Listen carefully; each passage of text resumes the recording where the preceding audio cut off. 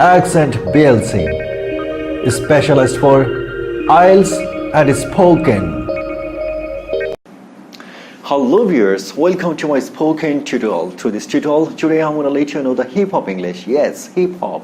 Yeah, young generation, we simply love hip hop English, and most of the cases we love communicating with the hip hop English, and it's very much informal. And as we are very much fond of the Facebook, different type of social media, and that's why we prefer to use the short form of the English. In terms of the short form of English, somehow hip hop is the best choice.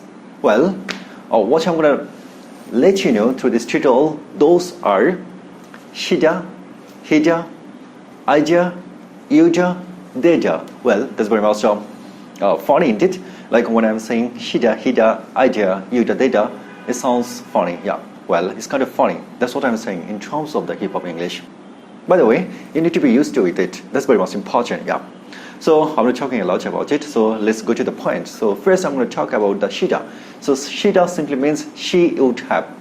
Well, in the meantime, I have talked a lot about the would have. Well, it's kind of sense actually. In terms of the English, would have, there is a particular sense, and the meaning something that would happen in the past. So when we try to let the people know something would happen in the past, in that sense we use would have, and we simply use plus B3 actually in terms of the verb. So when I say she would have, the hip hop version of that English is shida. Well, simply we have shortened she would have. That means we have taken she, and from the would have we have made it da. That means shida. So for an example, I can let you know, shida engaged to him. So simply it means she would have engaged to him. Well, that means it's a particular sense. I'm assuming in the past she would have engaged to him. So in that sense, we simply can use shida engaged to him. Later I'm going to let you know about the hija. So it's very simple again. So hija simply means he would have. Well, he would have done something in the past. If we assume like that way, in that case we can use hija. So if I say hija passed in the test, hija passed in the test, that means he would have passed in the test. Well, somehow there was kind of probability, kind of assumption, he would have passed in the test. In that sense we use hija passed in the test.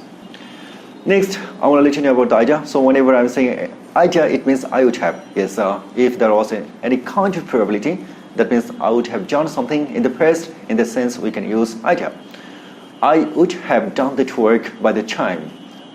That's very simple version. The regular version in terms of the English. And if I say ija done that work by the time, ija done that work by the time. So I'm saying actually that was possible for me to finish that job in a particular time. So in the sense I use ija. Yeah, that's a hip hop version. Next I'm going to let you know uja. Well, in terms of the uja, it means you would have. When I assume about you, that means you would have done something in the past, and there was kind of probability. In this sense we can use uja. So uja arrived in Dhaka by 10 o'clock. Uja arrived in Dhaka by 10 o'clock. That means I'm assuming in the past you would have arrived in Dhaka by 10 o'clock. So it's kind of assumption again. So it's all about the past actually. Yeah, it's all about the past. That's what I'm saying. And this is the sense in terms of the would have. The last but not the least, deja. So I'm saying deja finished the job by Thursday. Deja finished the job by Thursday. That means they would have finished the job by Thursday.